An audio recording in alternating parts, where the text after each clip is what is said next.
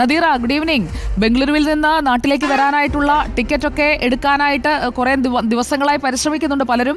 പക്ഷേ ഈ ക്രിസ്മസ് അവധിക്കാല യാത്ര അതൊരു ദുരിതയാത്രയായി ബംഗളൂരു മലയാളികൾക്ക് മാറുന്നു എന്നുള്ളതാണ് നമ്മൾ കാണുന്ന യാഥാർത്ഥ്യം. KSRTC ബസ്സിന്റെ എണ്ണം കുറവായതുകൊണ്ട് ഈ സ്വകാര്യ ബസ്സുകളുടെ തീവെട്ടിക്കൊള്ളയെക്കുറിച്ചാണ് ബംഗളൂരുവിലുള്ള മലയാളി സുഹൃത്തുക്കളൊക്കെ എപ്പോഴും പറയാറുള്ളത്. ഇപ്പോൾ ട്രെയിനിലും RTC ബസ്സുകളിലുമൊക്കെ സീറ്റൊക്കെ കാലിയാകുന്നതോടെ വിമാന ടിക്കറ്റ് നിരക്കിന് സമാനമായി നിരക്ക് സ്വകാര്യ ബസ്സുകളെ ആശ്രയിക്കുകയല്ലാതെ എന്ത് ചെയ്യാനാണ്? അപ്പോൾ ഈ മറുനാടൻ മലയാളികൾക്ക് ബംഗളൂരുവിൽ നിന്ന് നമ്മൾ കേൾക്കുന്ന പ്രധാനപ്പെട്ട ആവലാതികൾ ഇപ്പോൾ എന്തൊക്കെയാണ് നദീറ?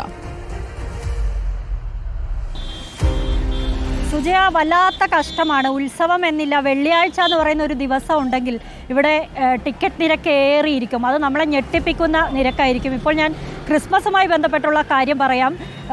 ഇപ്പോൾ നമ്മൾ നോക്കുകയാണ്, ഡിസംബർ 20 നമ്മൾ ടിക്കറ്റ് പരിശോധിക്കുകയാണെങ്കിൽ നമ്മളെ ഞെട്ടിപ്പിക്കുന്ന റേറ്റാണ്. 5000-നടുത്ത് തൊട്ട് നിൽക്കുകയാണ് സ്വകാര്യ ബസ്സുകളുടെ ഒക്കെയും ടിക്കറ്റ് നിരക്ക്. അത് കോഴിക്കോട്ടേക്കാവട്ടെ, കോട്ടയത്തേക്കാവട്ടെ, തിരുവനന്തപുരത്തേക്കാവട്ടെ, എവിടേക്ക് പോകണമെങ്കിലും, കൊച്ചിയിലാകട്ടെ, എവിടേക്ക് പോകണമെങ്കിലും ഈ ബംഗളൂരുവിൽ നിന്ന് ഒരു മലയാളിക്ക് രക്ഷപ്പെട്ട് കേരളത്തിലേക്ക് പോയി ഒരു ആഘോഷത്തിൽ പങ്കെടുത്തു വരണമെങ്കിൽ 5000 രൂപയെങ്കിലും പോക്കറ്റിൽ നിന്ന് ചിലവാകുന്ന തരത്തിലാണ് സ്വകാര്യ ബസ്സുകളുടെ അവസ്ഥയുള്ളത്. ഇത് എന്തുകൊണ്ട് സംഭവിക്കുന്നു എന്ന് വെച്ചാൽ, ഞാൻ നേരത്തെ പറഞ്ഞിട്ടുണ്ട്, ഇവിടെ KSRTC ബസ്സുകളുടെ എണ്ണം വളരെ കുറവാണ്. അതിലെ ടിക്കറ്റുകൾ നേരത്തെ തന്നെ ഫില്ലാകുന്നു, ടിക്കറ്റ് കിട്ടാത്ത സാഹചര്യം വരുന്നു. കൂടുതൽ KSRTC ബസ്സുകൾ സർക്കാർ ഇടുന്നുമില്ല. അപ്പോൾ എന്ത് സംഭവിക്കുന്നു എന്ന് വെച്ചാൽ, കർണാടക RTC ബസ് ഇടും, അവർക്കും പരിധിയുണ്ട് ബസ്സുകൾ ഇടുന്നതിന്. പിന്നീടുള്ളത് സ്വകാര്യ ബസ്സുകളാണ്. അതിനെ ആശ്രയിക്കുകയല്ലാതെ വേറെ തരമില്ല.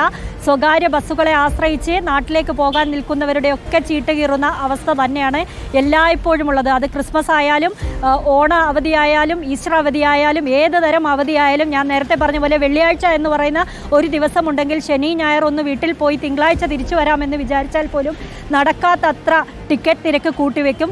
വിമാനത്തിൽ പോകുന്നതല്ലേ നല്ലത് എന്ന് വിചാരിക്കും. പക്ഷേ ഈ കാലത്തൊക്കെ തന്നെ വിമാന സർവീസിൻ്റെ നിരക്ക് ഇരട്ടിയാക്കി വെച്ചിട്ടുണ്ടാകും. 20,000 രൂപയെങ്കിലും കൊടുത്താലേ കേരളത്തിലേക്ക് 3 വിമാനത്താവളത്തിലേക്ക് കരപറ്റാൻ ഇവിടെയുള്ള മലയാളിക്ക് സാധിക്കൂ എന്നതാണ് അവസ്ഥ. ട്രെയിനിൻ്റെ കാര്യം പറയുകയാണെങ്കിൽ, ട്രെയിൻ ടിക്കറ്റ് ആകെ ഉള്ളത് 3-4 ട്രെയിനുകളാണ്. തെക്കോട്ടും അതുപോലെ വടക്കൻ ജില്ലകളിലേക്കൊക്കെ ഓടാനായിട്ടുള്ളത്. വടക്കൻ ജില്ലയിലേക്ക് ഒറ്റ ഒരു ട്രെയിൻ മാത്രമേ ഉള്ളൂ. തെക്കോട്ടാവട്ടെ 3 ട്രെയിനുകളെങ്കിലും ഉണ്ട്. പക്ഷേ ഇതെല്ലാം നേരത്തെ തന്നെ ഫില്ലാകും. പിന്നീട് റെയിൽവേ കനിഞ്ഞ് പ്രഖ്യാപിക്കുന്ന ഒരു ട്രെയിൻ കിട്ടിയാലായി, ഉത്സവകാല ട്രെയിൻ പ്രഖ്യാപിച്ചാലായി. അത് നേരത്തെ പ്രഖ്യാപിക്കുകയുമില്ല. അത് തലേ ദിവസമോ 2 ദിവസം മുൻപോ ആയിരിക്കും പ്രഖ്യാപിക്കുക. അങ്ങനെ നാട്ടുകാർ കാത്തിരുന്ന് മടുക്കുന്ന ഒരു സാഹചര്യം ഉണ്ടാവും. അപ്പോൾ കയ്യിലുള്ള കാശ് ചിലവഴിച്ച് കുടുംബാംഗങ്ങളോടൊപ്പം സന്തോഷം പങ്കിടുന്നതിനായി നാട്ടിലേക്ക് പോകാനാണല്ലോ നമ്മളെല്ലാവരും ശ്രമിക്കുക. അപ്പോൾ ആളുകൾ അത്രയും വില നൽകി ടിക്കറ്റ് എടുത്ത് നാട്ടിലേക്ക് പോകാൻ ശ്രമിക്കുന്നതായാണ് കണ്ടുവരുന്നത്.